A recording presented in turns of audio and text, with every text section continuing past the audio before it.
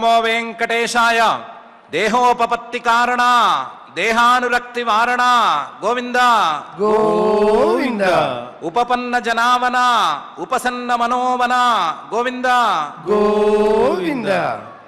సమ్మోహజాలపతితోస్మ్య వివేకముఖ్య జన్మ ప్రవాహ విధయార్జితవాసనౌఘ పాపైకమాత్రకరణ స్వశరీర సేవీ తావత్ కపాద శరణోహమజా విపాల్య అని జగజ్జన్మ స్థితిలే కారణమైన శ్రీనివాస పరమాత్ముని రక్షించవలసిందిగా వేడుకుంటూ శ్రీశుకుల వారు ఉపదేశం చేసిన శ్రీమన్మహాభాగవతం యొక్క అధ్యయన కార్యక్రమాన్ని మనం ప్రారంభించుకుందాము. ప్రారంభంలో యథాప్రకారం ప్రార్థనా శ్లోకాలను పఠించుకుని మంగళాచరణం చేసుకుందాం. ఓం నమో వెంకటేశాయ. శ్రీ గురు ప్రార్థనా. గురుర్బ్రహ్మా గురుర్విష్ణు గురుర్దేవో మహేశ్వరః. గురుః సాక్షాత్ పరం బ్రహ్మ తస్మై శ్రీ గురవే నమః. శ్రీనివాస ప్రార్థనా. శ్రీశైలశిఖరస్థాయ శ్రీభూసంయుక్తదేహినే శ్రీనిర్జితశశాంకాయ శ్రీనివాసాయ తే నమః. అథ సంకల్పః. శ్రీమదాదివరాహక్షేత్రే విరాజమానస్య నిత్యశుద్ధబుద్ధముక్తస్వభావస్య లీలాగృహీతవిగ్రహస్య శ్రీపద్మావతీ జానేః అనుగ్రహేణ అస్మాకం సర్వేషాం బుద్ధిశుద్ధ్యర్థం విద్యాభివృద్ధ్యర్థం భక్తిజ్ఞానవైరాగ్యాది తదనుకూల సర్వసంపత్సమృద్ధ్యర్థం శ్రీపరమేశ్వర ప్రీత్యర్థం శ్రీమద్భాగవత పాఠం కరిష్యామహే. అస్య శ్రీమద్భాగవత స్తోత్రమహామంత్రస్య నారద ఋషిః బృహతి ఛందః.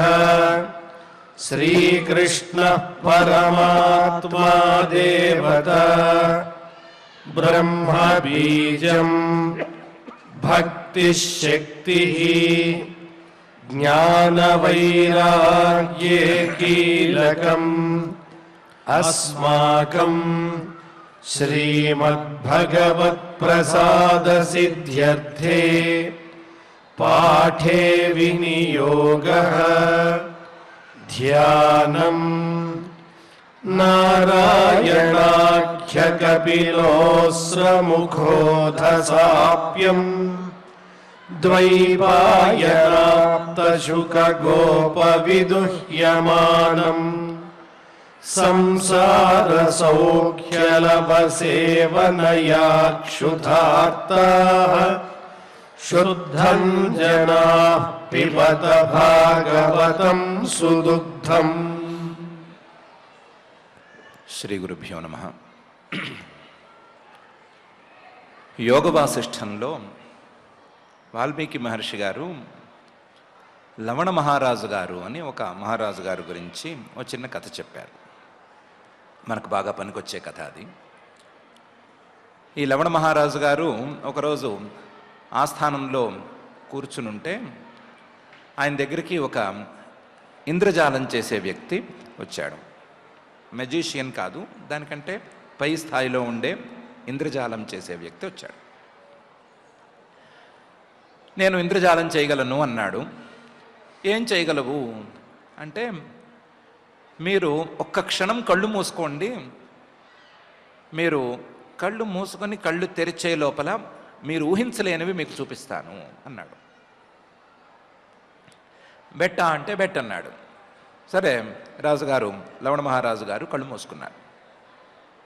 వచ్చిన ఈ ఇంద్రజాలికుడు ఏదో అబ్రకదబ్ర అన్నాడో ఏమన్నాడో తెలియదు. మొత్తం మీద కళ్ళు మూసుకున్న మహారాజు గారు ఉన్నట్టుండి తనని తాను ఒక పెద్ద అడవిలో చూసుకున్నాడు. అదో పెద్ద అడవి. అడవిలో ఆకాశాన్నంటే పెద్ద పెద్ద చెట్లు ఇవన్నీ ఉన్నాయి. వాటిల్లో ఈయన తేలాడు. అడవిలో తేలిన ఈ మహారాజు గారు అడవిలో ఎవరిని చూడలేకపోయాడు. ఎవరూ కనిపించలేదు ఆయనకి. ఎవరూ కనిపించకపోయేసరికి తానే నడుస్తూ మనిషి జాడ కనిపిస్తుందేమో అని వెతుక్కుంటూ నడుస్తూ వెళ్ళాడు. ఎంతసేపు నడిచినా ఎవరు దొరకరు. ఎటువైపు వెళితే అడవి పూర్తవుతుందో తెలియదు. నడుస్తూనే ఉన్నాడు. నడవగా నడవగా నడవగా వచ్చేదేమిటి అంటే మొదలు ఆకలేసింది, తర్వాత ఏమో దప్పిక బాగా బలంగా వచ్చింది. ఈ ఆకలి దాహం రెండిటిని భరించలేక ఎక్కడైనా కాస్త గుక్కెడు నీళ్లు దొరుకుతాయా అని చూస్తే అడవి పెద్దదిగానే ఉంది, కానీ ఎక్కడా నీళ్లు దొరకట్లేదు. ఇంత పెద్ద పెద్ద చెట్లు ఉన్నాయి కదా, ఈ చెట్లకి ఏమైనా పళ్ళు ఉంటాయేమో అని తలెత్తి చూస్తే ఏ చెట్టు ఒక్క పండుతో కూడా లేదు. తినటానికి పనికొచ్చే చెట్టు పండేది ఏ చెట్టుకి లేదు. ఇటు తినటానికి లేదు, అటు తాగటానికి లేదు. మనిషి అలమటించిపోయాడు. కానీ నడక ఆపటానికి వీల్లేదు. నడుస్తూనే ఉన్నాడు. ఈ లోపల ఒక చింపిరి జుట్టు వేసుకుని ఒక ఆవిడ కనిపించింది. చాలాసేపటికి, ఎంతసేపు నడిచాడో తెలియదు, చాలాసేపటికి కనిపించిన వెంటనే ఈయనకి ప్రాణం లేచొచ్చినట్టయింది. కనీసం సాటి మనిషి దొరికాడు అని అనుకున్నాడు. దగ్గరికి వెళ్ళేసరికి ఆవిడ దగ్గర తినటానికి ఏదో తిండి మూట ఉంది అని అనిపించింది. తాగటానికి నీళ్లు కూడా, వాటర్ బాటిల్ కూడా ఏదో తెచ్చినట్టు అనిపించింది. అది మరీ ప్యూరిఫైడ్ వాటర్ అవునో కాదో తెలియదు, కానీ వాటర్ అయితే ఉంది. ఈయన నేను రాజుని అని మర్చిపోయి ఆ చింపిరి జుట్టు మొహాన్ని నాకింత కూడుంటే పెట్టు, ఇంత నీళ్లుంటే పోయి, ఆకలి దాహం ఈ రెండింటికి పోయేట్టున్నాను అని వేడుకున్నాడు. లిటరల్లీ వేడుకున్నాడు. ఆ చింపిరి జుట్టు ఆవిడ మాత్రం నీకు తిండి పెడతాను, నీళ్లు పోస్తాను, కాకపోతే ఒక కండిషన్ ఉంది అంది. ఏంటా కండిషన్ అంటే, నన్ను పెళ్లి చేసుకుంటానని మాటిస్తే నేను నీకు పెడతాను అంది. ఈయనకి ఆ కండిషన్ను అర్థమే కాలేదు. అప్పుడు ఆవిడ వైపు చూస్తే పెళ్లి చేసుకోవటానికి కాదు కదా, కనీసం ఒక్క నిమిషం పాటు చూడడానికి కూడా ఈవిడేమి యోగ్యంగా ఉండేట్లేదు. కానీ దాహం ఆకలి రెండూ బాధిస్తున్నాయి. ఆవిడ చేతిలో ఏమో ఆహారం ఉంది. ఇది తినకపోతే బతకలేనేమో అనిపిస్తోంది. బతికుంటే బలుసాకు ఏరుకుని తినచ్చు, రెండో పెళ్లి కింద ఈవిడైనా చేసుకోవచ్చు ఏమనుకున్నాడో ఆయన వెంటనే ఆ నియమానికి ఒప్పుకున్నాడు. షరతుకి ఒప్పుకున్నాడు. ఒప్పుకున్న వెంటనే ఆవిడ ఆహారం పెట్టింది. ఆహారం పెట్టి అదే సంచిలోంచి ఓ తాళి కూడా తీసింది. పెళ్లి చేసుకోవాలి. అదేంటి తర్వాత రాజ్యంలోకి తీసుకెళ్ళి అన్నాడు. అవేం చల్లవు, ఇక్కడికిక్కడ పెళ్లి చేసుకోవాల్సిందే అంది. చేసేసుకున్నాడు. ఆకలి తీరిన సంతోషంలో ఉన్నాడు. పెళ్లి చేసేసుకున్నాడు. పెళ్లి చేసుకున్న దగ్గర నుంచి ఆవిడంది, ఇంతవరకు అయితే నీకు నేను తిండి పెట్టాను, కానీ ఇప్పుడు నన్ను పెళ్లి చేసుకున్నావు కదా, పెళ్లి చేసుకున్నావు కాబట్టి నువ్వు నాకు తిండి పెట్టాలి, పద నాకు ఆహారం వెతుకు, నాకు తిండి పెట్టు, నన్ను పోషించు అంది. తప్పేదేముంది? ఈ అడవి ఎలాగైనా దాటాలి, దాటిన తర్వాత రాజ్యాన్ని వెతకాలి, రాజ్యంలోకి చేరితే తిండి వెతుక్కోక్కర్లేదు. అంతవరకు అయితే తిండి వెతకాలి, ఇవిడికి పెట్టాలి, తాను తినాలి, పోషించాలి, బాధ్యత నెత్తి మీద పడింది కదా. దాంతో ఆయన ప్రతి చెట్టుని ఎక్కి ఆ చెట్టుకి ఏమన్నా కాయ ఉందా, తినేట్టుందా అని వెతకడం మొదలుపెట్టాడు. ఈయన అడుగుపెట్టిన వేళా విశేషమో ఇంకోటో తెలియదు, కానీ చెట్లకి కాయలు పళ్ళు తినేందుకు ఏమీ లేవు అనే మాట పక్కన ఉంచితే క్రమక్రమంగా ఆ చెట్లన్నీ ఎండిపోవటం ఎండిపోతున్నాయి. ఈవిడేమో నాకు పెడతావా పెట్టవా అని బెదిరిస్తోంది. దాంతో ఇంకా తప్పేదేమీ లేక ఈ చెట్ల మీద మనకి దొరికేదేం లేదు అని అక్కడ దొరికే ప్రతి ప్రాణిని పట్టుకొని తినటం మొదలుపెట్టాడు. తాను తింటున్నాడు, ఈ భార్యకి పెడుతున్నాడు. ప్రాణుల్ని పట్టుకుని పీడించి తినటం మొదలుపెట్టిన తర్వాత వీళ్ళకి ఆకలి బాధ అనేది తగ్గింది. ఆకలి బాధ తగ్గింది, కానీ ఈ లోపల సంసారం పెరిగింది. ఈవిడికి పిల్లలు కూడా పుట్టారు. 2-3 పిల్లలు అయ్యారు. వాళ్ళు కూడా అలో లక్ష్మణ అంటున్నారు, ఏం తెచ్చినా తినేస్తున్నారు. దాంతో ఈ మహారాజు గారికి ఏ ప్రాణి కనిపిస్తే ఆ ప్రాణిని పట్టి ఇంటికి తేవటం అనేది అలవాటైంది. ఈయన ఈ అలవాటును రోజు రోజుకి పెంచుకుంటూనే ఉన్నాడు. రోజులు గడుస్తూనే ఉన్నాయి, సంవత్సరాలు దొర్లిపోతూ ఉండగా మనం ఇందాక అనుకున్నట్లుగా ఆ మహారాజు గారు అడుగుపెట్టిన వేళా విశేషానికి అడవి ఎండిపోవటం మొదలుపెట్టింది అనుకున్నాం కదా. ఆ మొదలవటం అడవిలో పూర్తి కరువు అనేది ఏర్పడింది. కరువు వస్తే మనుషులు కాస్తంత నిదానిస్తారేమో కానీ ప్రాణులన్నీ పారిపోతాయి కదా ఎక్కడికో చోటికి. ప్రాణులు కూడా వీళ్ళకి దొరకని పరిస్థితి ఏర్పడింది. దాంతో ఈ చింపురు జుట్టు భార్య, ఆవిడికి పుట్టినటువంటి 3 పిల్లలు, మాకు ఎక్కడికో ఒక చోటికి తిండి దొరికే చోటుకి తీసుకెళ్ళి అక్కడ తిండి పెట్టు అని వద్దపట్టడం ప్రారంభించారు.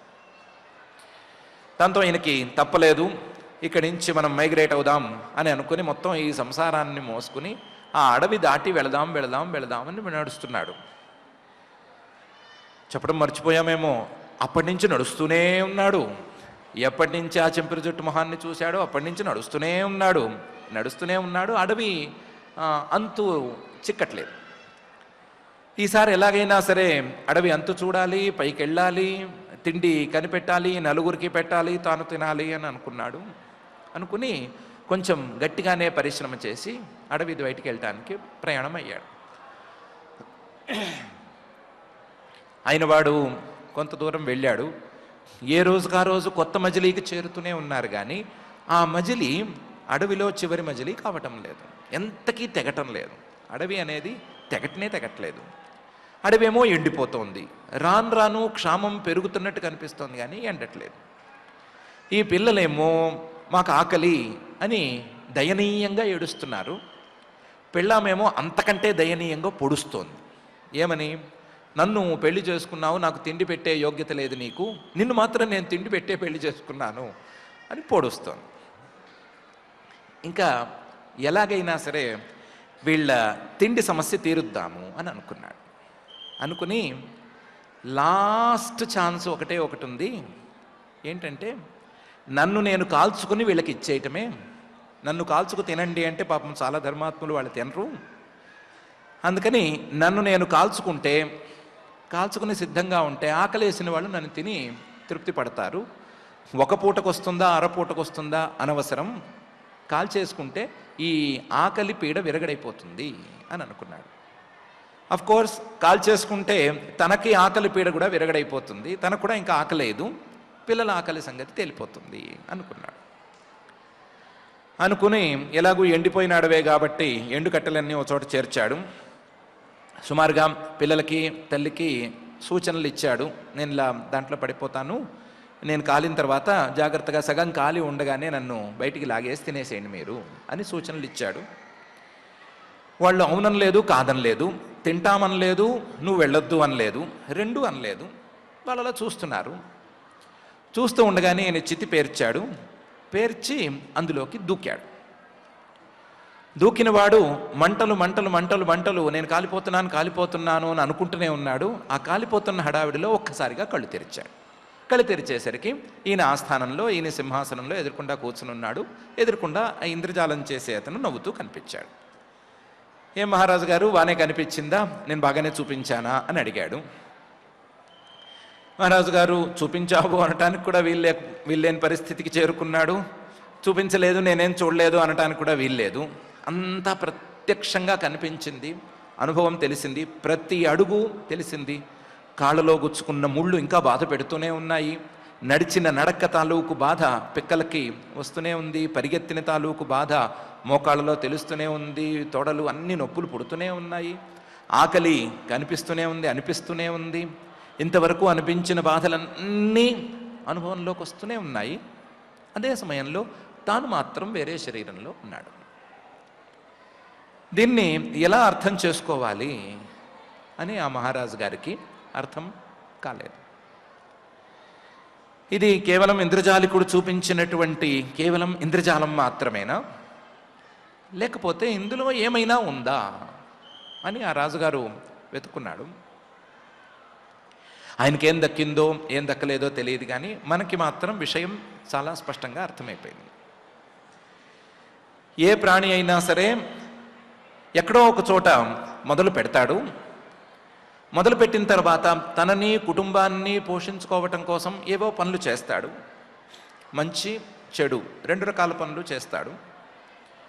కుటుంబాన్ని తనను పోషించుకుంటాడు. కానీ ఈ పోషణ అనేటువంటి బాధ్యత ఎక్కడికో ఒక్కడికి కట్టయిపోవాల్సిందే. కట్టయిపోయిన తర్వాత ఈ పోషణలో చేసినటువంటి మంచి చెడు ఈ రెండిటికి ఫలితాన్ని అనుభవించవలసిందే. మనం కథలో కాబట్టి తొందరగా చూపించుకున్నాం. రాజుగారు అలా చితిలోకి దూకేయటం, మంటల్లో కాలిపోవటం అని చిన్నగా చూపించుకున్నాము. అది కొంచెం పెద్ద స్థాయిలోనే ఉంటుంది అనే సంగతి ఒప్పుకోవలసిందే. అది అయిన తర్వాత మాత్రం ఆ కష్టాలను అనుభవిస్తూ ఉండగానే కొత్తగా తల్లి కడుపులో కళ్ళు తెరవవలసిందే. ఒక జన్మ తర్వాత వచ్చేటువంటి పరిణామం తర్వాత మళ్ళీ తిరిగి వచ్చేది జన్మ అనే దాన్ని అందరూ అంగీకరించవలసిందే, అందరూ అనుభవించవలసిందే అనే విషయం మనకు లీలామాత్రంగా అర్థమైపోయింది. ఆ లీలామాత్రంగా ఆ కథలో చెప్పదలుచుకున్న విషయాన్ని పరమాత్మ మరింత సులభతరం చేసేందుకోసం ఈ జన్మ మరణ ప్రవాహం అనేది నిరంతరం మనిషికి సాగిపోతూనే ఉంది అనే విషయాన్ని మనకు అర్థమయ్యేలా చెప్పటం కోసం 31వ అధ్యాయాన్ని ప్రారంభిస్తున్నాడు. ఈ 31వ అధ్యాయంలో చెప్పినటువంటి విషయం పూర్తి అయిపోయిన తర్వాత తాను చేసుకున్న కర్మలకు ఫలితాలను పైలోకాలలో కానీ కింద లోకాలలో కానీ అనుభవించటం అనేది పూర్తి అయిపోయిన తర్వాత, ఆ ఎపిసోడ్ ముగిసిపోయిన తరువాత కొత్త ఎపిసోడ్ని ఎలా ప్రారంభిస్తాడు అనేటువంటి విషయాన్ని జీవుడి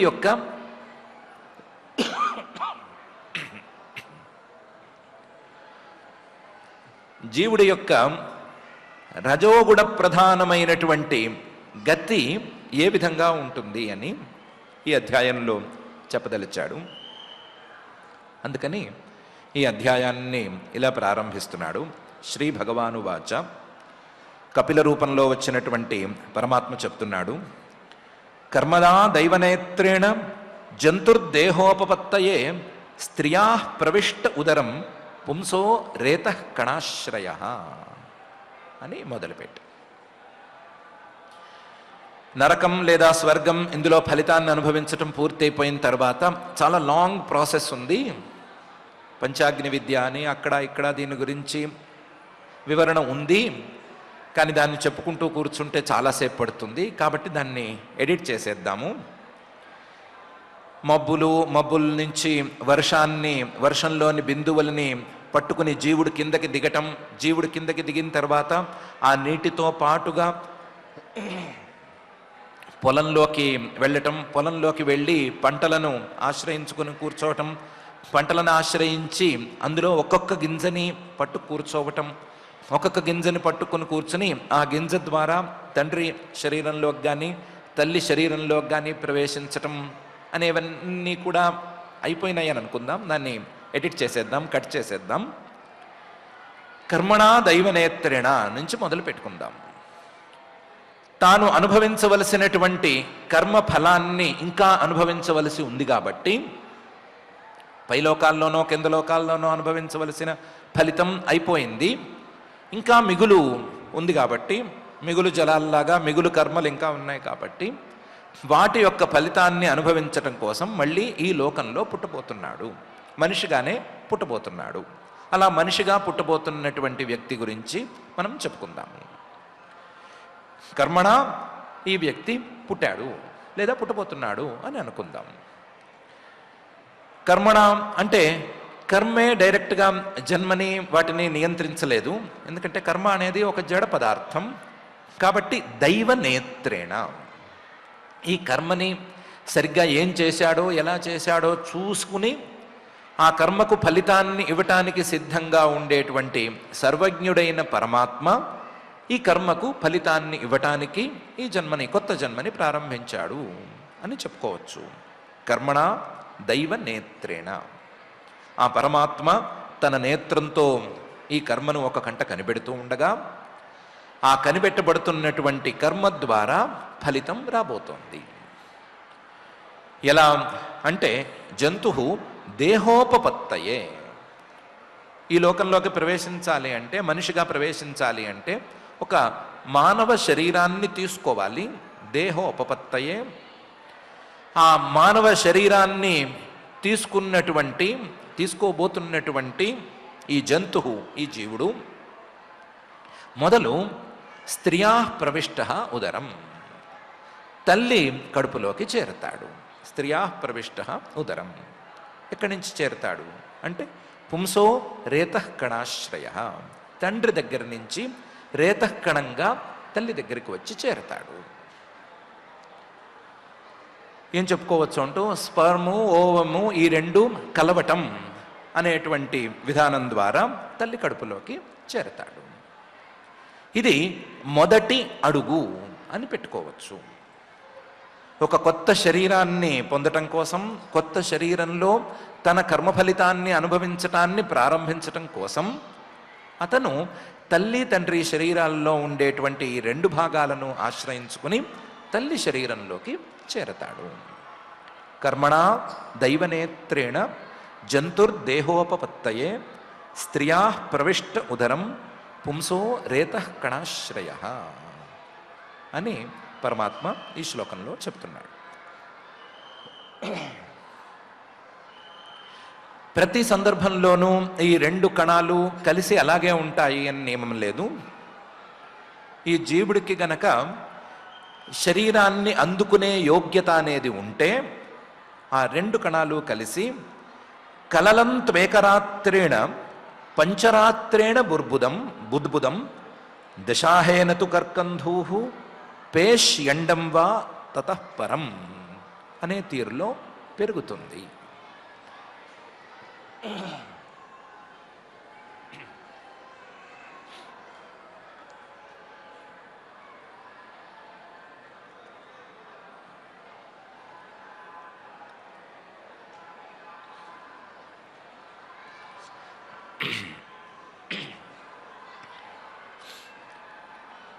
ఇతనికి గనక కొత్త శరీరాన్ని అందుకునే యోగ్యత ఉంటే గనక ఈ రెండు కణాలు కలిసి ఒక రాత్రిలో అంటే ఒక రోజు అనేటువంటి కాలంలో ఏకరాత్రేణ కలలం అనే పేరుతో ఒక కొత్త పదార్థంగా మారతాయి. అదృష్టం లేకపోతే అది కలలంగా మారదు, అదృష్టం ఉంటే మాత్రం అది కలలం అనే పేరుతో మారిపోతుంది. జైగోట్ అని పిలుచుకునేటువంటి భాగంగా మారుతుంది అని చెప్పుకోవచ్చు. కలలంతు ఏకరాత్రేణ. ఇంకా ఇతనికి నిలబడే అదృష్టం ఉండే మాట అయితే పంచరాత్రేణ బుద్బుదం, 5 రోజుల్లో లేదా 5 రాత్రులలో బుద్బుదం అంటే ఒక బుడగలాంటి ఆకారాన్ని పొందుతాడు, గాలి బుడగలాంటి ఆకారాన్ని పొందుతాడు. బ్లాస్టోసీల్ అని అంటారనుకుంటాను. ఆ దశను చేరుకుంటాడు. పంచరాత్రేణ బుద్బుదం.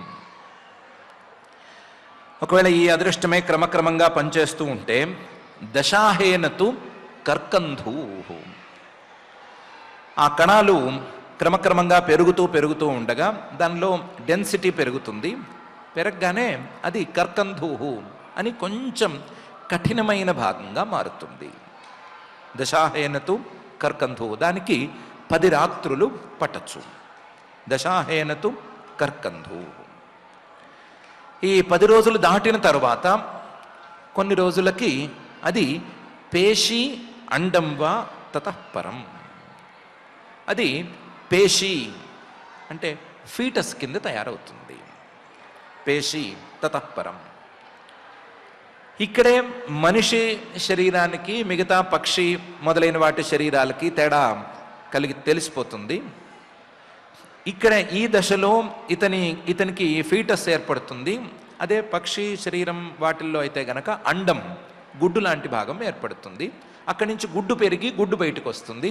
ఇక్కడేమో పసిగుడ్డు బయటకు వస్తుంది. ఇది తేడా. పేషి అండం వా తతఃపరం. మనం మనిషి గురించే చెప్పుకుంటున్నాము. ప్రత్యేకించి కాస్తంత పనికొచ్చే స్థాయిలో ఉండే మనిషి గురించే చెప్పుకుంటున్నాం కాబట్టి ఇతను ఒక అండం లోపల ఉండేటువంటి పిండంగా తయారై ఉంటాడు. ఎప్పటికీ 10 రాత్రుల తరువాత 10 రోజుల తరువాత సుమారుగా ఉజ్జాయింపుగా లెక్కలు చెప్పుకోవచ్చు. ఉజ్జాయింపు లెక్కల్లో 10 రోజుల తరువాత ఈ స్థితికి చేరుకుంటాడు అని పరమాత్మ చెప్తున్నాడు. కలలంత్వేకరాత్రేణ పంచరాత్రేణ బుద్బుదం దశాహేనతు కర్కంధూ పేష్యండం వా తతఃపరం అనే ఈ శ్లోకంలో. ఇక్కడి నుంచి మాసేనతు శిరోద్వాభ్యాం బాహ్వంఘ్రియాద్యంగ విగ్రహ నఖ లోమాస్థి చర్మాణి లింగ ఛిద్రోద్భవస్త్రిభి అనే పై శ్లోకంలో 3 నెలల వరకు జరిగేటువంటి పరిణామాలను గురించి చెప్తున్నాడు. మాసేనతు శిరః, సుమారుగా 1 నెల 4 వీక్స్ అనేది గనక అయిపోతే తలకాయి అనేది ఏర్పడిపోతుంది. కొంచెం కనిపించడానికి వీలుగా తలకాయ వచ్చేస్తుంది. ద్వాభ్యాం 2 నెలలు అంటే 8 వీక్స్ గనక అయిపోతే బాహ్వంఘ్రియాద్యంగ విగ్రహ, బాహువులు అలాగే కాళ్ళు అంటే చేతులు కాళ్ళు మొదలైన కొన్ని అవయవాలు, బయటికి కనిపించే కొన్ని అవయవాలు విడివిడిగా కనిపించటం ప్రారంభిస్తాయి. విడివిడిగా కనిపించటం అనేది మొదలవుతుంది. అంతకుముందే ఒక ఆకారం ఉండి తీరాలి. కానీ 2 నెలలు వచ్చేసరికి ఆ ఆకారం చిన్నపాటి అతి చిన్న స్పష్టతను సంతరించుకుంటుంది. బాహ్వంఘ్రియాది అంగ విగ్రహ, విభాగం అనేది ఏర్పడుతుంది. దాంతోపాటుగా నఖ లోమ అస్థి చర్మాణి, కొద్దిగా నఖ గోళ్ళు లోమాలు చిన్న చిన్న వెంట్రుకలు, అస్థి ఎముకలు, చర్మాణి చర్మము, ఇవన్నీ కూడా ఏర్పాటు అవుతూ ఉంటాయి. ఏర్పాటు అవుతున్నవి ఈ 2వ నెల నుంచి 3వ నెలకి వచ్చేసరికి క్రమక్రమంగా చాలా స్పష్టతను సంతరించుకుంటాయి. 3వ నెల వచ్చేసరికి మాత్రం లింగ ఛిద్రోద్భవస్త్రిభి, 3వ నెలకు వచ్చేసరికి ఆ పుట్టబోయేటువంటి శిశువు పురుషుడా స్త్రీయా అనే విషయం చాలా స్పష్టంగా బయటపడిపోతుంది.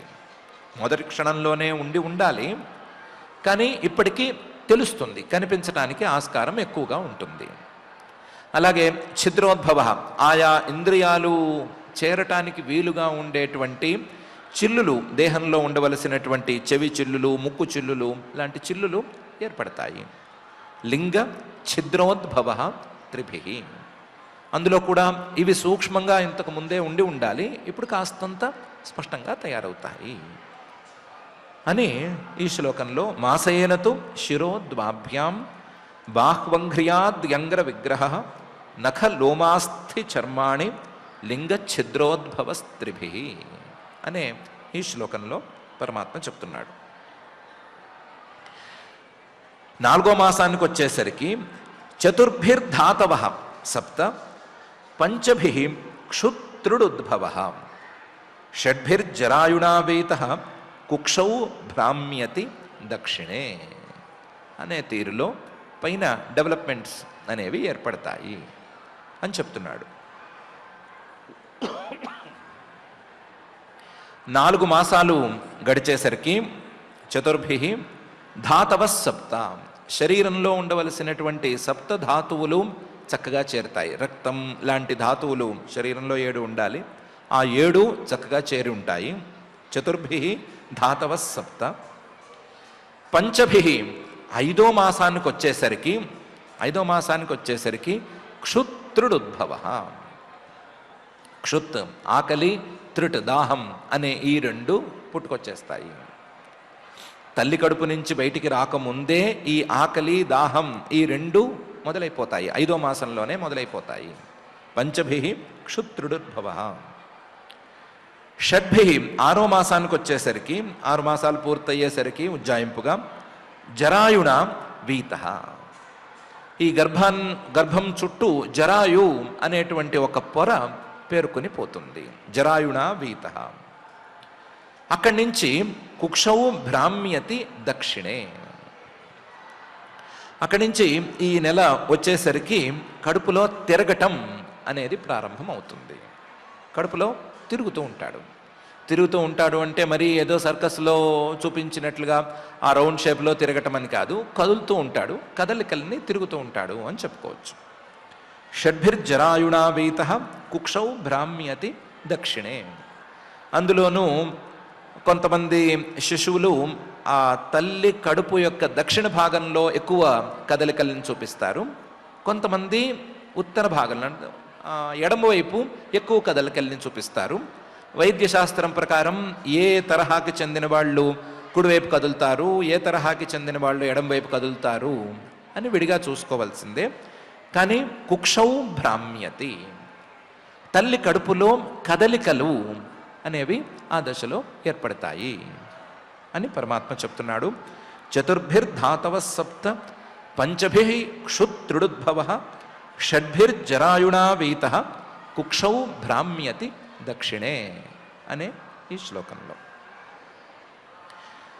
చాలా బాగుంది. పిల్లవాడు బిడ్డ లోపల తిరుగుతున్నాడు అంటేనే మంచి వార్త.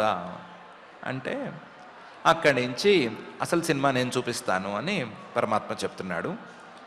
మాతుర్జగ్దాన్నపానాద్యైః ఏదద్ధాతురసమ్మతే శేతే విన్మూ సజంతుర్జంతు సంభవే అని మొదలుపెట్టి చెప్పదలుచుకున్న విషయాన్ని చెప్తున్నాడు. మాతు జగ్ధ అన్నపానాద్యైః ఏధద్ధాతు. ఈ 5 నెలలు లేదా ఈ 6 నెలలు 7 నెలల పాటు తల్లి ఏ ఆహారాన్ని లోపలికి తీసుకుంటుందో, ఏ తిండి తింటుందో, ఆ తిండిలో ఉండేటువంటి ప్రతి అంశాన్ని లోపల ఉండే ఈ శిశువు కూడా లాక్కుంటూనే ఉంటాడు. తల్లి తిన్న ఆహారం తాలూకు బలాన్ని తన శరీరంలోకి కూడా లాక్కుంటూనే ఉంటాడు. మాతు జగ్ధ అన్నపానాద్యైః, ఆ తల్లి తిన్న ఆహారంతో ఏధద్ధాతు తన శరీరంలోని భాగాలన్నిటినీ క్రమక్రమంగా పెంచుకుంటూనే ఉంటాడు, పెరుగుతూనే ఉంటాడు. కానీ తనకే ఇష్టం లేని, తనకే కాకుండా మహాజ్ఞానులు చాలామంది ఉంటారు కదా, ఆ మహాజ్ఞానులకు కూడా ఇష్టం లేని అసమ్మతే చాలా ఆలోచన ఉండేటువంటి వారు ఒప్పుకోలేనటువంటి ఒక పరిస్థితిలో, ఒప్పుకోలేనటువంటి ఒక ప్రాంతంలో ఇతను నివాసం ఉంటూ ఉంటాడు.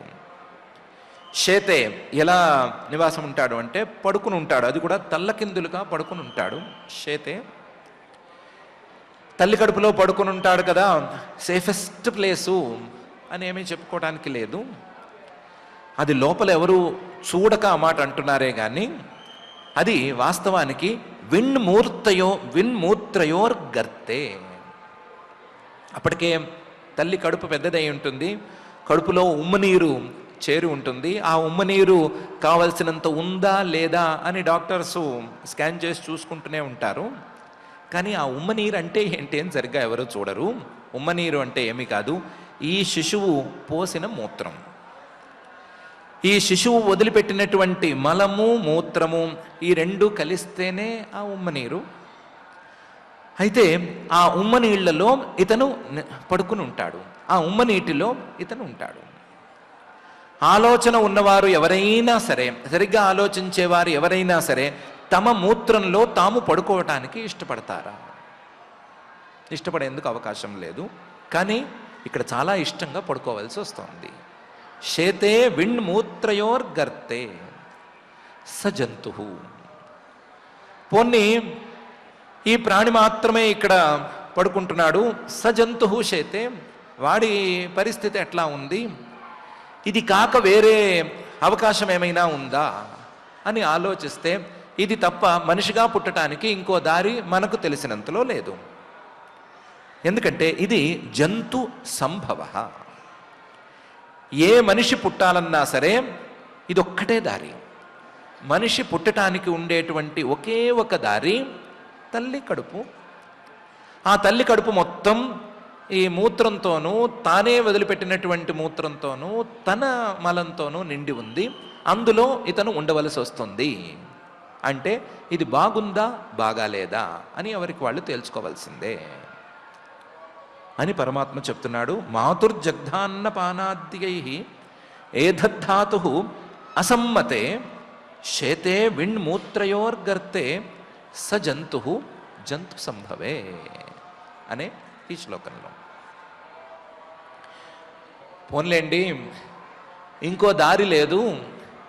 ఏ అగస్త్యుడికో, ఇంకొక మహానుభావుడికో, శుకుడికో ఇలాంటి వాళ్ళకైతే తల్లి కడుపులోకి చేరవలసిన అవసరం లేకుండానే జన్మ అనేది అమరింది.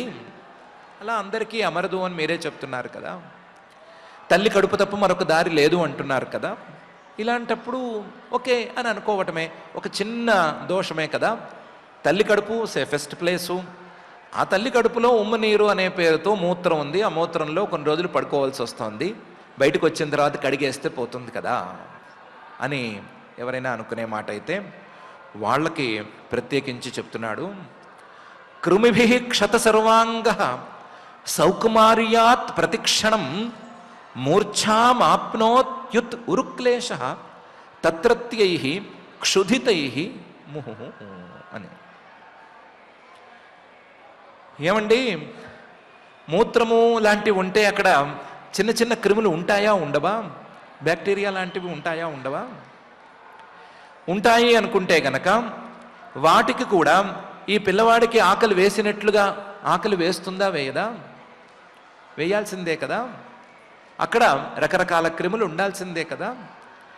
క్రిములు తత్రత్యై, అక్కడ ఉండేటువంటి క్రిములు క్షుధితై, ఆకలి అనే బాధకు లోనవ్వవలసిందే కదా. వాటికి కూడా ఆకలేస్తుంది కదా. ఆకలేస్తే అవేం తింటాయి?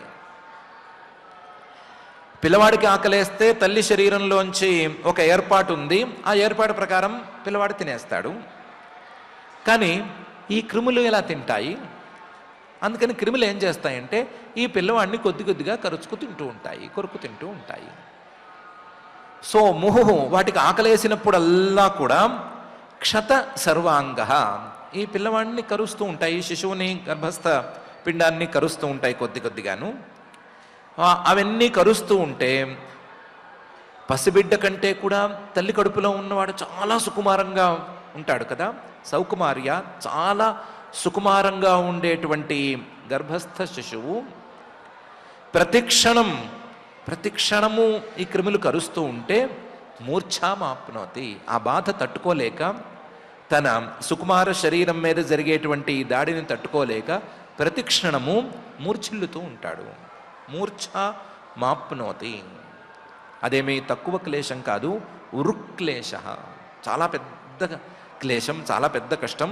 ఆ కష్టాన్ని ఇతను అనుభవిస్తూ ఉంటాడు. ఈ కష్టం గురించి ఎవరైనా మాట్లాడండి. మూత్రం అంతే కడిగితే పోతుంది, కానీ అనుభవించే నొప్పి ఏం చేస్తే పోతుంది? ఈ నొప్పితోనే లోపల ఉంటాడు. కృమిభి క్షత సర్వాంగ సౌకుమార్యాత్ ప్రతిక్షణం మూర్ఛామాప్నోత్యురుక్లేశ తత్రత్యై క్షుధితైర్ముహు అని పరమాత్మ చెప్తున్నాడు.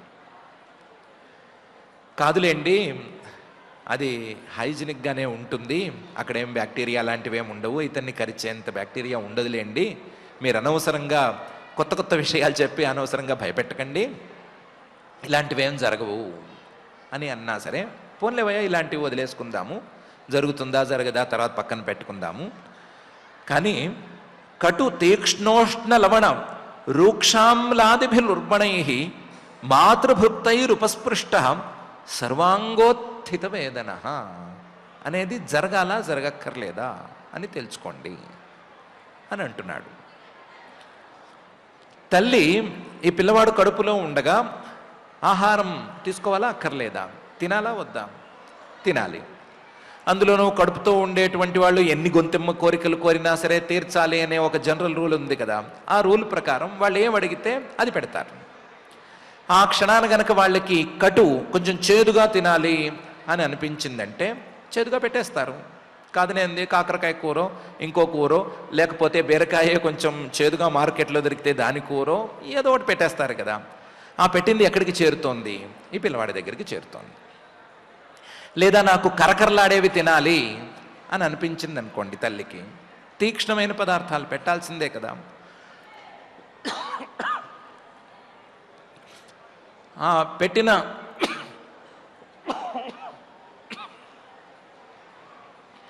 పెట్టిన పదార్థాలను ఎక్కడికి చేరుస్తున్నట్టు అంటే పిల్లవాడి దగ్గరికే చేరుస్తున్నట్లు. ఉష్ణం వేడిగా ఏమైనా తాగితే అది కూడా పిల్లవాడి దగ్గరికే చేరాలి. లవణం ఉప్పగా తిన్నా సరే ఈ పిల్లవాడి దగ్గరికే చేరాలి. ఆమ్ల బాగా పుల్లగా తినాలని అనిపించింది అనుకోండి, అందరూ ఇష్టంగా మామిడికాయలు అవి సప్లై చేస్తారు, కానీ వెళ్ళేది మాత్రం ఈ పిల్లవాడి దగ్గరికే వెళ్ళాలి. ఇవన్నీ కూడా బయటకి చాలా అందంగా ఉంటాయి, కానీ ఈ శరీరంలోకి కలిసిన తర్వాత ఈ శరీరంలోని లాలాజలము తర్వాత లోపల ఉండే యాసిడ్స్ వీటితో కలిసిన తర్వాత చాలా ఉల్బణంగా మారిపోతాయి కదా. వాటి స్పర్శని వాటి వాసనని మళ్ళీ తిన్న వ్యక్తే భరించలేడు కదా. ఉల్బణై ఇంత తీవ్రంగా ఉండేటువంటి ఈ మాతృభుక్తై తల్లి తిన్న పదార్థాలన్నీ ఈ పిల్లవాడిని చేరతాయి. చేరగానే ఉపస్పృష్ట వాటి సంస్పర్శ పొందిన వెంటనే సర్వాంగోత్థిత వేదన, తనకు అలవాటు లేని స్పర్శలు కదా ఇవన్నీ, దాంతో ఒళ్ళంతా రకరకాల బాధలు ఈ వ్యక్తికి కలుగుతాయి. రకరకాల బాధలు కలగకుండా ఉండటానికి వీల్లేదు. తల్లి తినవలసిందే, తనకు ఇష్టమైంది తినవలసిందే. సా భావయిత్రి భావయితవ్యా భవతి అని ఉపనిషద్వాక్యమే ఉంది. ఇంత కష్టపడి కడుపును మోస్తోంది కాబట్టి ఆ తల్లి కోరిన కోరికలన్నిటినీ తీర్చాల్సిందే అనే వాక్యం ఉండనే ఉంది.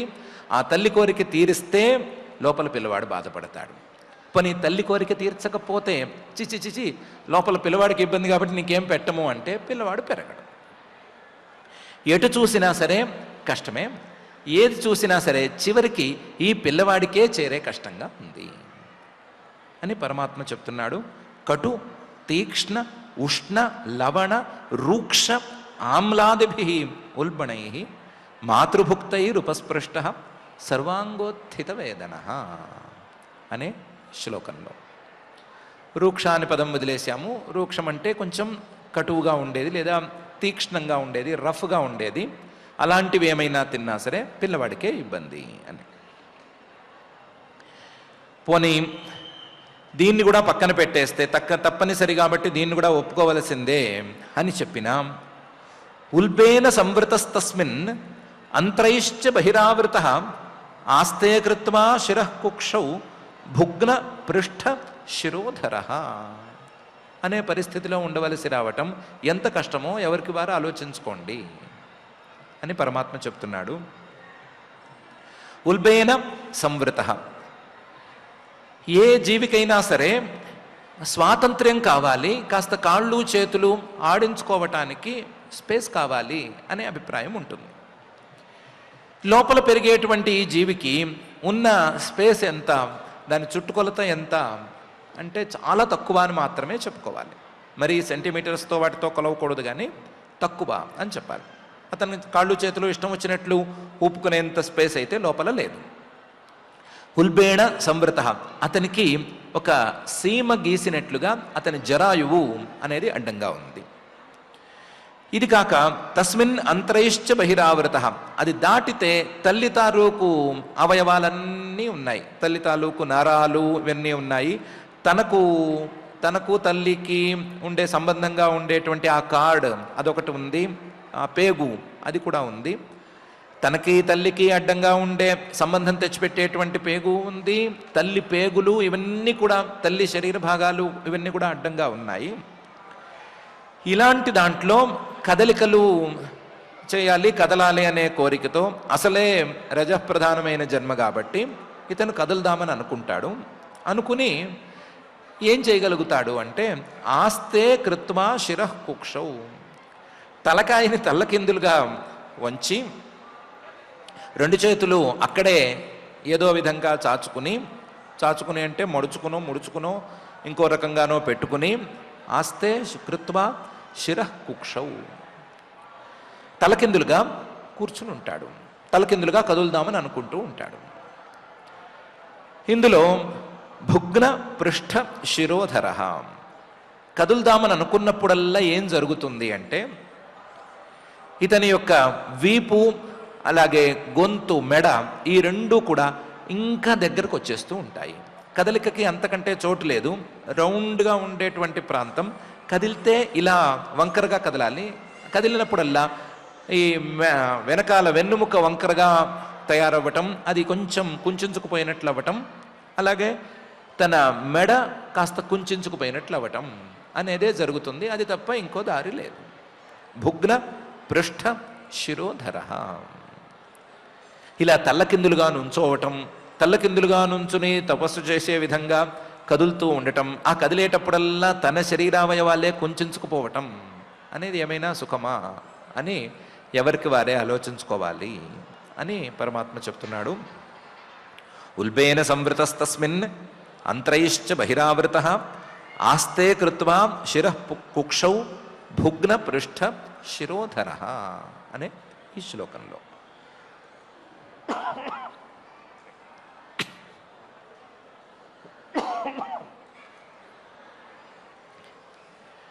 పోనీ చాలా ఆశగా కదులుదామని ఒక పొజిషన్ని తానే ఏర్పాటు చేసుకున్నాడు కదా, ఆ పొజిషన్లో ఏమన్నా కదులుతున్నాడా అంటే ఏమీ లేదు. అకల్పస్వాంగచేష్టాయాం శకుంత ఇవ పంజరే తత్ర లబ్ధ స్మృతిర్దైవాత్ కర్మ జన్మ శతోద్భవం స్మరన్ దీర్ఘమనుచ్ఛ్వాసం శర్మ కిం నామ విందతే అని అంటున్నాడు. అకల్పస్వాంగచేష్టాయాం ఏమీ కదలటానికి వీల్లేదు, దేన్ని ఒక నిర్దిష్టమైన విధానంలో తప్ప కదల్చడానికి వీల్లేదు. రోజుకి ఏవో ఇన్ని బీట్స్ రావాలి, ఇన్ని కదలికలు రావాలి అని చెప్తారు కదా, 70 ఎన్నో అంటారు కదా, ఆ 70 మించి కదలికలు ఉండటానికి వీల్లేదు. అకల్ప స్వాంగచేష్టాయాం, చేతులు కాళ్ళు ఈ ఉపన్యాసం చెప్పుకుంటున్నప్పుడు ఊపేసినట్లుగా ఊపటానికి ఏమీ వీల్లేదు. అకల్ప స్వాంగచేష్టాయాం ఎలా ఉంది అంటే శకుంత ఇవ పంజరే, ఓ పంజరంలో పక్షిని బంధించేసినట్లుగా పరిస్థితి ఉంది. ఇలా గనక కదలకుండా ఉంటే, శరీరంలోని కదలికలన్నీ గనక పరిమితమైపోతే, కాస్త పనికొచ్చే వాళ్ళకి బుద్ధి సవ్యంగా పనిచేసేందుకు చిన్న అవకాశం, చాలా చిన్న అవకాశం ఉంటుంది. ఆ అవకాశాన్ని గనక ఇతను వాడుకున్నట్లయితే, అలా అవకాశం వచ్చేంత స్థాయిలో ఇతనికి ఏమైనా పరమాత్మానుగ్రహం అనేది ఉంటే, తత్ర ఆ దశలో లబ్ధ స్మృతి, ఇతనికి స్మృతి అనేది చిన్నపాటి స్మృతి కలుగుతుంది. తత్ర లబ్ధ స్మృతి ఎలా? దైవాత్, తాను ఇంతకు ముందు గనక మంచి పనులు చేసుకున్న మాట అయితే, ఆ మంచి పనులకు పరమాత్మ అనుగ్రహించిన మాట అయితే, ఆ పరమాత్మ అనుగ్రహంతో స్మృతి అనేది కలుగుతుంది. స్మృతి అనేది ఏ విషయంలో కలుగుతుంది అంటే, ఏ విషయంలో ఆలోచించటం మొదలుపెట్టాడో ఆ విషయంలో స్మృతి కలుగుతుంది. ఏ విషయంలో ఆలోచిస్తున్నాడు? నేను ఎందుకు ఇలా పంజరంలో బందీలాగా పడున్నాను అని ఆలోచిస్తున్నాడు కాబట్టి అక్కడ ఆలోచన మొదలవుతుంది. ఎలాగా? కర్మ జన్మ శతోద్భవం స్మరన్, వందలాది జన్మలలో నేనేమేం చేశాను అని అప్పుడు స్మరణకు వస్తుంది. ఏ ఏ జన్మలో ఏమేం చేశాను, ఏ ఏ జన్మలో అసలు పనికొచ్చే పనులు చేశాను, ఏ ఏ జన్మలలో ఎంతెంత పనికిరాని పనులు చేశాను అనే గుర్తులు, జ్ఞాపకాలు ఇవన్నీ కూడా ఆ దశలో వస్తాయి. కర్మ జన్మ శతోద్భవం స్మరన్ దీర్ఘం అనుచ్ఛ్వాసం, కనీసం ఆ సమయంలో తాను చేసిన తప్పులు గుర్తొస్తే ఒక నిట్టూర్పు విడవటానికి కూడా ఇతనికి అవకాశం లేదు. అనుచ్ఛ్వాసం, అప్పటికింకా ఉచ్ఛ్వాస నిశ్వాసాలు రెగ్యులరైజ్ అవ్వలేదు. తల్లి శరీరం నుంచి బయటికి వస్తేనే ప్రాణవాయువు సవ్యంగా పనిచేస్తుంది. అందులోనూ ఉచ్ఛ్వాసము నిశ్వాసము అనేది అక్కడే ప్రారంభమవుతాయి. అంతవరకు ఏదో ప్రాణవాయువు తాలూకు సంస్పర్శ తల్లి శరీరం నుంచి ఉంటుందే కానీ తనకు స్వతంత్రంగా ఉండదు. కాబట్టి నిట్టూర్పుకు కూడా అవకాశం లేకుండా అనుశ్వాసం బాధపడుతూ ఉంటాడు. అరే, ఆ జన్మలో అవకాశం వచ్చింది, కొంచెం బాగా మంచి పనులు చేసి ఉండొచ్చే, ఇంకో జన్మలో ఇంకో అవకాశం వచ్చింది, ఇంకా బాగా ఉండి ఉండొచ్చే, ఇంకొంచెం బెటర్గా నేను వ్యవహరించి ఉండొచ్చే అనే బాధతోనే మనసంతా నిండిపోతుంది. ఆ సమయంలో శర్మ కిం నామ విందతే, ఆ లోపల ఉండే పసిగుడ్డుకి సంతోషం అనేది కానీ, శాంతి అనేది కానీ, సుఖం అనేది కానీ ఏమాత్రం మిగులుతుంది అని పరమాత్మ అంటున్నాడు. అకల్పస్వాంగచేష్టాయాం శకుంత ఇవ పంజరే తత్ర లబ్ధస్మృతిర్దైవాత్ కర్మ జన్మ శతోద్భవం స్మరన్ దీర్ఘమనుచ్ఛ్వాసం శర్మ కిం నామ విందతే అనే 3 అర్థాలు కలిగిన ఈ శ్లోకంలో. అక్కడి నుంచి ఇదంతా 6వ మాసపు చివర్లలో అని అనుకున్నాం కదా. ఆరబ్ధ సప్తమాన్మాసాత్ లబ్ధబోధోపి వేపిత నైకత్రాస్తే సూతివాతై విష్ఠాభూరివ సోదర అనే తీరులో ఇతని పరిస్థితి మరీ దయనీయంగా తయారైపోతుంది అని పరమాత్మ చెప్తున్నాడు. సప్తమాన్మాసాత్ 7వ మాసం మొదలైన దగ్గర నుంచి ఆరభ్య లబ్ధ బోధోపి, ఇతనికి కాస్తంత ఆలోచనలు మెరుగుపడుతూ ఉంటూనే ఉంటాయి. ఆ ఆలోచనలు కాస్త ఒక తెరిపికి వస్తూ ఉంటాయి. వస్తూ ఉన్నా సరే లబ్ధ బోధోపి, అప్పటికి తల్లి కడుపులో చిన్న చిన్న మార్పులు జరుగుతూ ఉంటాయి 7వ నెల నుంచి. అవి ఏంటంటే, ఈ తల్లి శరీరం నుంచి పిల్లాన్ని బయటికి తెచ్చేందుకు వీలుగా సూతివాతాలు, ప్రసవానికి కావలసినటువంటి కొన్ని రకాల గాలులు తల్లి కడుపులోకి ప్రవేశిస్తాయి. ఆ గాలుల స్వభావం సామాన్యమైనది కాదు. అవి ఏం చేస్తాయి అంటే ఇటు అటు కదులుతూ ఉంటాయి, ఇటు అటు వీస్తున్నట్లుగా కదులుతూ ఉంటాయి. కదిలేసరికి ఇంతవరకు కాస్తంత చేతులు కిందకు పెట్టి తలకాయ కిందకు పెట్టి స్థిరంగా ఉన్నాను, ఆలోచిస్తూ ఉన్నాను అనుకున్నటువంటి పసిగుడ్డుకి వేపిత చలనాన్ని ఏర్పరుస్తాయి. స్థిరంగా జాగ్రత్తగా ఆలోచిస్తూ ఉండేటువంటి ఇతనికి కొత్తగా ఒక కదలికలను ఇవి ఏర్పాటు చేస్తాయి.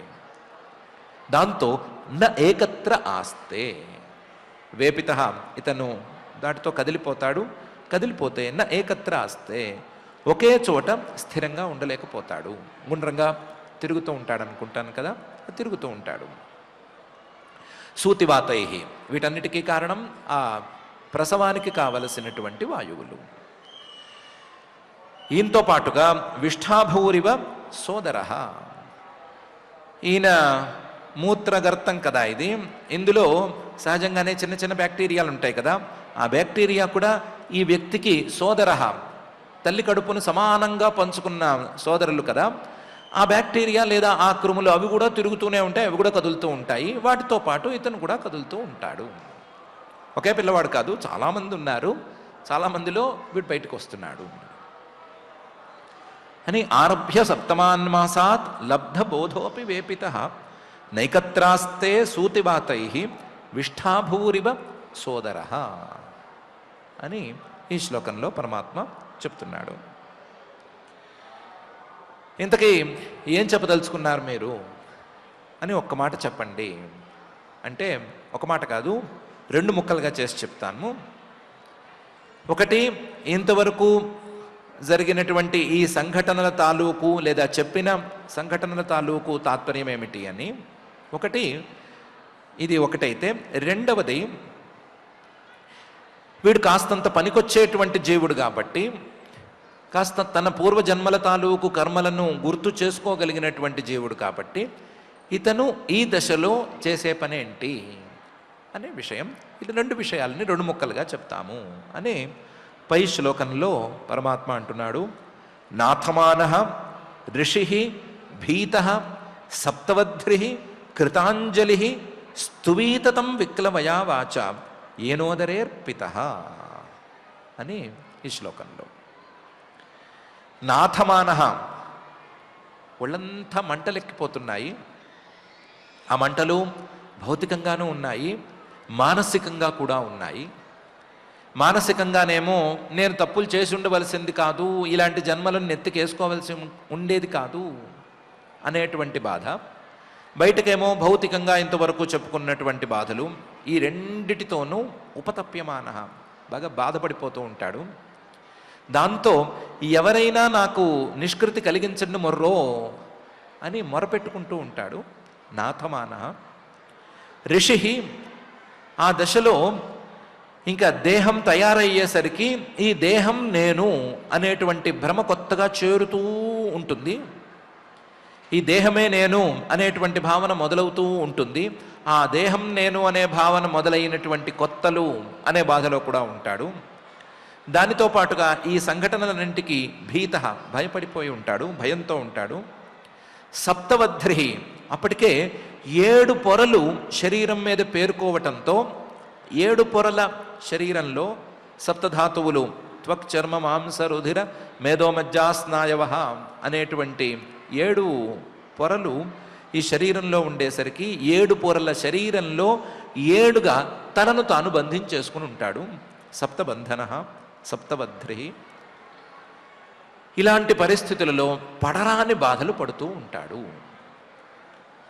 పిల్లవాడు పుట్టటం అనేది ఎంత సంతోషకరమో, పుట్టటం అనేది ఎవరికైనా సరే అంత బాధాకరం అని చెప్పదలుచుకున్నాము అని పరమాత్మ చెప్తున్నాడు. నాథమాన ఋషి భీత సప్తవధ్రి అనే ఈ భాగంలో ఇది మొదటి ముక్క అయితే, రెండో ముక్క ఇతను కాస్తంత సంస్కారవంతుడు కాబట్టి ఆ సంస్కారంతో కృతాంజలి, 2 చేతులు జోడించినట్లుగా చేసి, పూర్తిగా జోడించలేడు కాబట్టి కృతాంజలి, స్తువీతతం విక్లవయ, తనను పరమాత్మే కదా ఈ కడుపులోకి చేర్చింది, తనకు ఈ జన్మనిచ్చింది పరమాత్మే కదా, ఆ పరమాత్మను ఒకసారి స్తుతి చేసుకుందాము అనే అభిప్రాయంతో స్తువీత, స్తుతి చేసుకుంటాడు. స్తుతి చేసేటప్పుడు కూడా చాలా ధైర్యంగానో లేదా స్థిరంగానో చేయలేడు. విక్లవయ వాచ, మాటలు తడబడుతూ ఉండగా, మాటలలో ఆ పేర్చటం అనేది సరిగ్గా లేని పరిస్థితి అనేది ఉండగా విక్లవయ వాచ స్తువీత. ఎవరిని స్తుతి చేస్తున్నాడు అంటే తం, ఆ పరమాత్మను. ఏ పరమాత్మను? ఏన ఉదరే అర్పిత, ఏ పరమాత్మ అయితే తాను చేసినటువంటి ఈ కర్మలకు ఫలితాన్ని ఇంతవరకు ఇచ్చి వాటికి శేషంగా మిగులుగా ఈ శరీరంలోకి, తల్లి గర్భంలోకి తనను తోశాడో, తల్లి గర్భంలో ఉండే శరీరంలోకి తనను తోశాడో ఆ పరమాత్మను స్తుతి చేయటం అని ప్రారంభిస్తాడు. బాధపడుతూ బాధపడేవాడు గనక కాస్తంత తెలివైనవాడు, కాస్త సత్కర్మశాలి గనక అయితే అతను పరమాత్మను స్తుతి చేసుకుంటూ ఉంటాడు అని 2 ముక్కలు పరమాత్మ ఈ శ్లోకంలో అంటున్నాడు. నాథమాన ఋషి భీత సప్తవధ్రి కృతాంజలి స్తువీత తం విక్లవయా వాచ ఏనోదరే అర్పిత అనే ఈ శ్లోకంలో ఏమి స్తుతి చేస్తున్నాడు అనేది ఎలాగూ రాబోవచ్చున్నది, దాన్ని ఎలాగూ గమనించుకుంటాము. ఏం జరుగుతోంది అనే విషయం ఎవరికీ గుర్తులేదు, బయటకు వచ్చిన వాళ్ళకి ఎవరికీ గుర్తులేదు. ఏం జరిగింది, కడుపులో ఉండగా ఏం జరిగింది అని ఎవరికీ గుర్తులేదు. ఎవరికీ గుర్తులేదు కానీ అదేమీ అంత సుఖకరమైనటువంటి వ్యవహారం కాదు అని పరమాత్మ స్పష్టంగా చెప్తున్నాడు. అదేమీ అంత సౌకర్యవంతంగా ఉండదు, అంత బయట వాళ్ళు ముద్దు చేసుకోవడానికి పనికొస్తుందే కానీ లోపల అనుభవించేవాడేమీ అంత సుఖంగా ఉండడు అని స్పష్టంగా చెప్తున్నాడు. దీని ద్వారా మీరు మాటిమాటికి తల్లి గర్భంలోకి చేరటానికి ఉత్సాహపడకండి అనేటువంటి సందేశాన్ని ఇస్తున్నాడు. మాటిమాటికి తల్లి కడుపులోకి చేరటం, పునరపి జననం పునరపి మరణం పునరపి జనని జఠరే శయనం అనే పని పెట్టుకోకండి.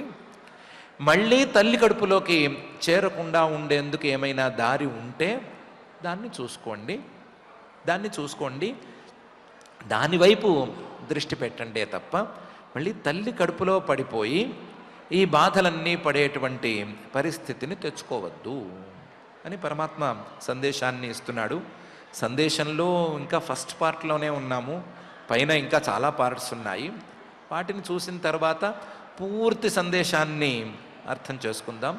ఇప్పటికైతే ఇదేమీ సౌకర్యవంతమైంది కాబట్టి ఇలాంటి పరిస్థితి మళ్ళీ రాకుండా ఉండటానికి ఏం చేయాలో అది చూపించమని మాత్రం ఆ జగజ్జన్మ స్థితిలయ కారణమైన శ్రీనివాస పరమాత్మని భక్తిగా ప్రార్థించుకుందాం.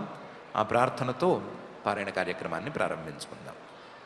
ఈరోజు తృతీయ స్కంధంలో 31వ అధ్యాయంలో శ్లోకాలు మనం పారాయణ చేసుకుంటున్నాం. అథ శ్రీమద్భాగవతే పారమహంస్యాం సంహితాయాం తృతీయ స్కంధే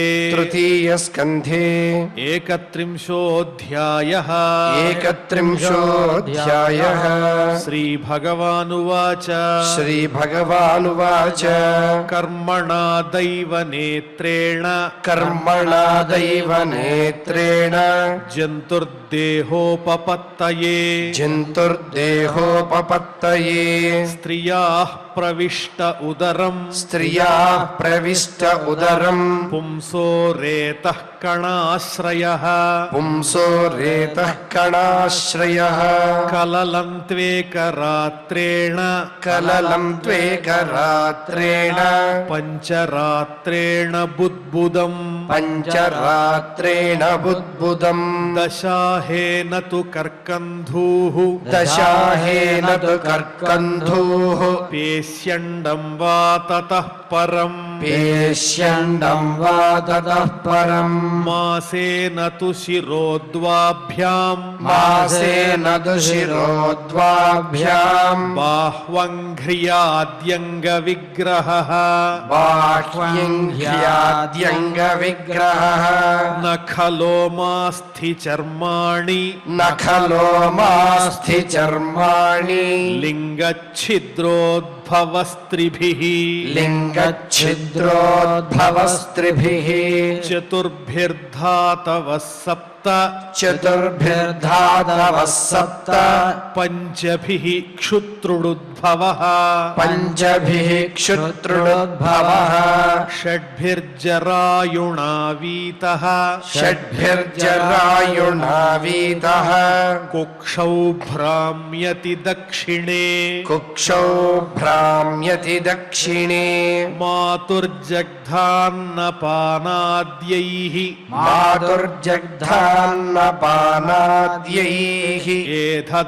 ఏధద్ధాతురసమ్మతే శేతే విణ్మూత్రయోర్గర్తే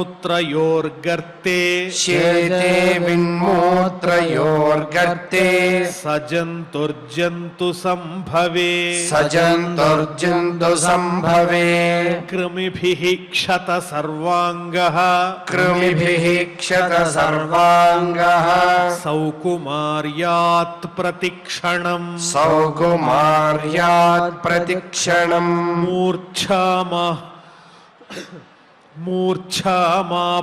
మూర్ఛామాప్నోత్యురుక్లేశః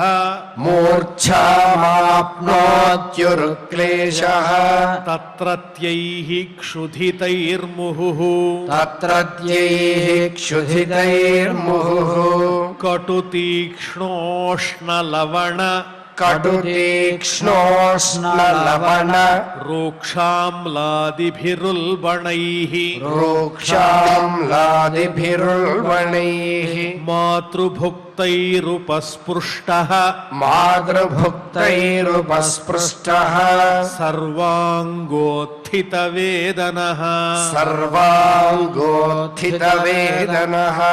ఉల్బేన సంవృతస్తస్మిన్ అంత్రైశ్చ బహిరావృతః ఆస్తే కృత్వా శిరః కుక్షౌ ఆస్తే కృత్వా శిరః కుక్షౌ భుగ్నపృష్ఠశిరోధరః భుగ్నపృష్ఠశిరోధరः అకల్పస్వాంగచేష్టాయాం అకల్పస్వాంగచేష్టాయాం శకుంత ఇవ పంజరే శకుంత ఇవ పంజరే తత్ర లబ్ధ స్మృతిర్దైవాత్ తత్ర లబ్ధ స్మృతిర్దైవాత్ కర్మ జన్మశతోద్భవం కర్మ జన్మశతోద్భవం స్మరన్ దీర్ఘమనుచ్ఛ్వాసం స్మరన్ దీర్ఘమనుచ్ఛ్వాసం శర్మ కిం నామ విందతే శర్మ కిం నామ విందతే ఆరభ్య సప్తమాన్ మాసాత్ ఆరభ్య సప్తమాన్ మాసాత్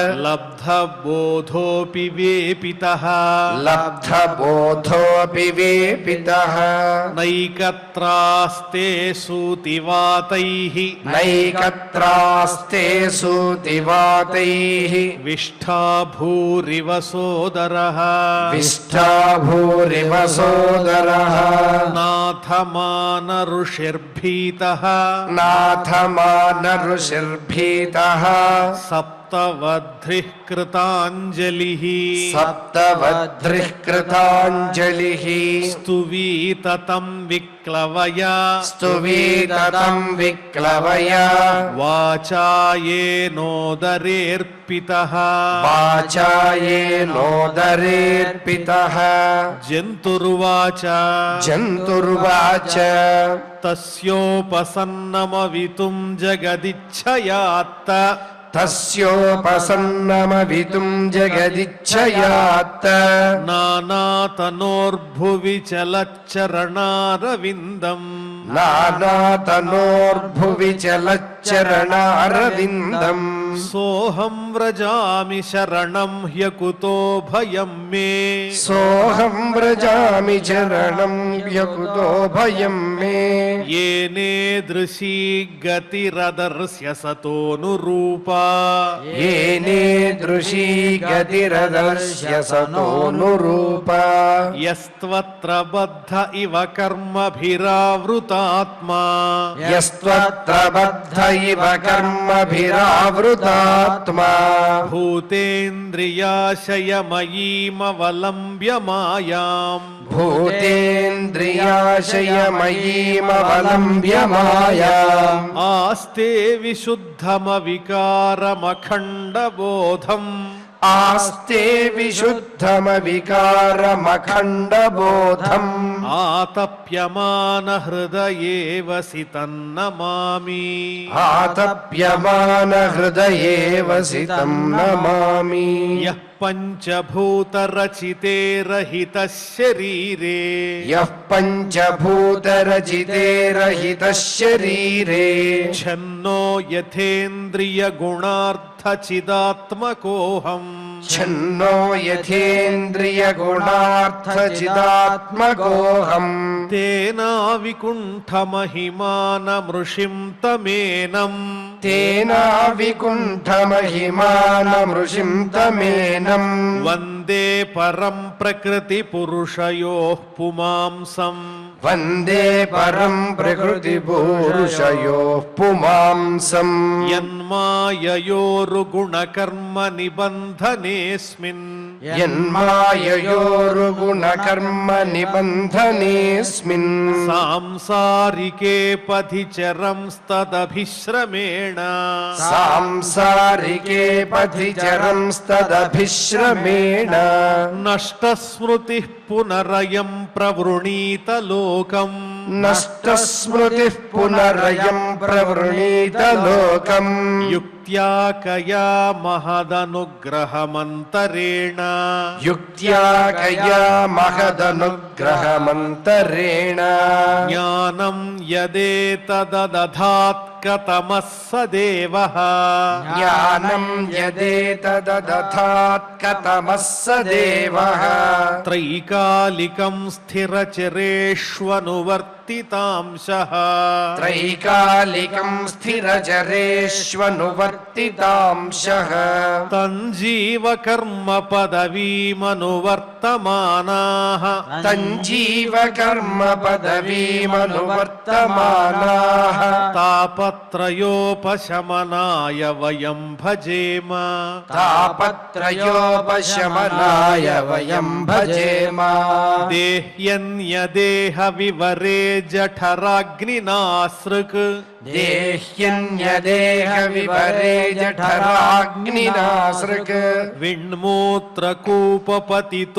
భృశతప్తదేహః विण्मूत्रकूपपतितो भृशतप्तदेहः ఇచ్ఛన్నితో వివసితుం గణయన్ స్వమాసాన్ इच्छन्नितो विवसितुं गणयन् स्वमासान् నిర్వాస్యతే కృపణధీర్భగవన్ కదాను निर्वास्यते कृपणधीर्भगवन् कदा नु ఏనే దృశీం గతిమసౌ దశమాస్య ఈశ येनेदृशीं गतिमसौ दशमास्य ईश సంగ్రాహితః పురుదయేన భవాదృశేన सङ्ग्राहितः पुरुदयेन भवादृशेन స్వేనైవ తుష్యతు కృతేన సదీననాథః स्वेनैव दुष्यत कृतेन सदीननाथः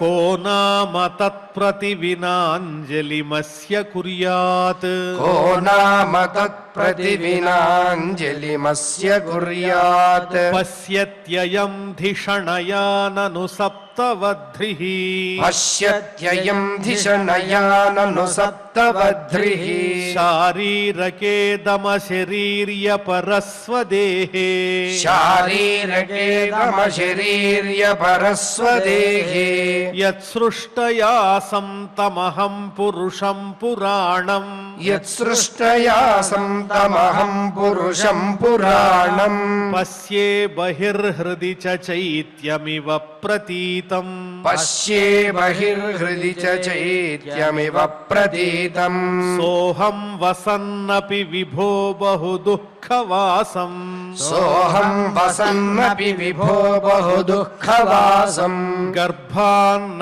నిర్జిగమిషే బహిరంధకూపే गर्भान्न निर्जिगमिषे बहिरन्धकूपे యత్రోపయాతముపసర్పతి దేవమాయా यत्रोपयातामुपसर्पति देवमाया మిథ్యామతిర్యదను సంస్ృతి చక్రమేతత్ मिथ्यामतिर्यदनु संसृतिचक्रमेतत् తస్మాదహం విగత విక్లవ ఉద్ధరిష్యే तस्मादहं विगतविक्लव उद्धरिष्ये ఆత్మానమాశుతమసః సుహృదాత్మనైవ आत्मानमाशु तमसः सुहृदात्मनैव భూయో యథా వ్యసనమేతదనేకరంధ్రం भूयो यथा व्यसनमेतदनेकरन्ध्रम् మామే భవిష్యదుపసాదిత విష్ణుపాదః मामे भविष्यदुपसादित विष्णुपादः కపిల ఉవాచ कपिल उवाच ఏవం కృతమతిర్గర్భే एवं कृतमतिर्गर्भे దశమాస్యస్తువన్ ఋషిః दशमास्यस्तुवन् ऋषिः సద్యః క్షిపత్యవాచీనం सद्यः क्षिपत्यवाचीनम् ప్రసూత్యై సూతిమారుతః प्रसूत्यै सूतिमारुतः తేనావసృష్టः సహసా तेनावसृष्टः सहसा కృత్వా వాక్శిర ఆతురః कृत्वा वाक्षिरातुरः వినిష్క్రామతి కృచ్ఛ్రేణ विनिष्क्रामति कृच्छ्रेण నిరుచ్ఛ్వాసో హతస్మృతిః నిరుచ్ఛ్వాసో హతస్మృతిః పతితో భవ్య శృంగ్మూత్రే పతితో భవ్య శృంగ్మూత్రే విష్ఠా భూరివ చేష్టతే విష్ఠా భూరివ చేష్టతే రోరూయతి గతే జ్ఞానే రోరూయతి గతే జ్ఞానే విపరీతాంగతిం గతః విపరీతాంగతిం గతః పరచ్ఛందన్న విదుషా పరచ్ఛందన్న విదుషా పుష్యమాణో జనేన సహ పుష్యమాణో జనేన సహ అనభిప్రేతమాపన్నః అనభిప్రేతమాపన్నః ప్రత్యాఖ్యాతుమనీశ్వరః ప్రత్యాఖ్యాతుమనీశ్వరः శాయితో శుచి పర్యంకే శాయితో శుచి పర్యంకే జంతుస్వేదజదూషితే జంతుస్వేదజదూషితే నేషః కండూయనేంగానాం నేషః కండూయనేంగానాం ఆసనోత్థానచేష్టనే ఆసనోత్థానచేష్టనే తుదంత్యామత్వచం దంశాః తుదంత్యామత్వచం దంశాః మశకామత్కుణాదయః మశకామత్కుణాదయః రుదంతం విగతజ్ఞానం రుదంతం విగతజ్ఞానం కృమయః కృమికం యథా కృమయః కృమికం యథా ఇత్యేవం శైశవం భుక్త్వా ఇత్యేవం శైశవం భుక్త్వా దుఃఖం పౌగండమేవ చ దుఃఖం పౌగండమేవ చ అలబ్ధాభీప్సితో జ్ఞానాత్ అలబ్ధాభీప్సితో జ్ఞానాత్ ఇద్ధమన్యుః సుచార్పితః ఇద్ధమన్యుశ్చుచార్పితః సహ దేహేన మానేన సహ దేహేన మానేన వర్ధమానేన మన్యునా వర్ధమానేన మన్యునా కరోతి విగ్రహం కామీ కరోతి విగ్రహం కామి కామిష్వంతాయ చాత్మనః కామిష్వంతాయ చాత్మనః భూతైః పంచభిరారబ్ధే భూతైః పంచభిరారబ్ధే దేహే దేహ్యబుధో సకృత్ దేహే దేహ్యబుధో సకృత్ అహం మమేత్య సద్గ్రాహః అహం మమేత్య సద్గ్రాహః కరోతి కుమతిర్మతిం కరోతి కుమతిర్మతిం తదర్థం కురుతే కర్మ తదర్థం కురుతే కర్మ యద్బద్ధో యాతి సంసృతిం యద్బద్ధో యాతి సంసృతిం యో ను యాతి దదత్క్లేశం యో ను యాతి దదత్క్లేశం యో ను యాతి దదత్క్లేశం యో ను యాతి దదత్క్లేశం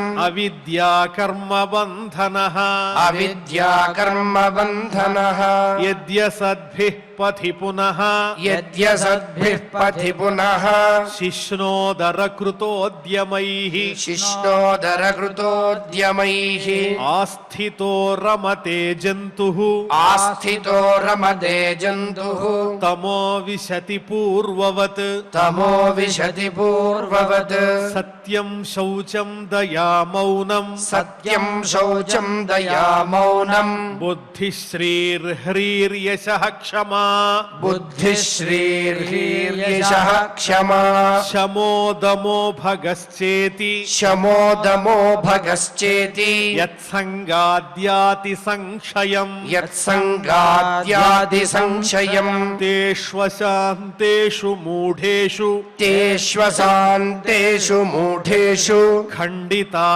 ఖండితాత్మస్వసాధుషు ఖండితాత్మస్వసాధుషు సంగం న కుర్యాచ్చోచ్యేషు సంగం న కుర్యాచ్చోచ్యేషు యోషిత్ క్రీడా మృగేషు చ యోషిత్ క్రీడా మృగేషు చ న తథాస్య భవేన్మోహో न तथास्य भवेन्मोहो बन्धश्चान्यप्रसङ्गतः बन्धश्चान्यप्रसङ्गतः योषित्सङ्गाद्यथा पुंसो योषित्सङ्गाद्यथा पुंसो यथा तत्सङ्गिसङ्गतः यथा तत्सङ्गिसङ्गतः प्रजापतिस्वां दुहितरम् प्रजापतिस्वां दुहितरम् दृष्ट्वा तद्रूपधर्षितः दृष्ट्वा तद्रूपधर्षितः रोहिद्भूतां सोऽन्वधावत् रोहिद्भूतां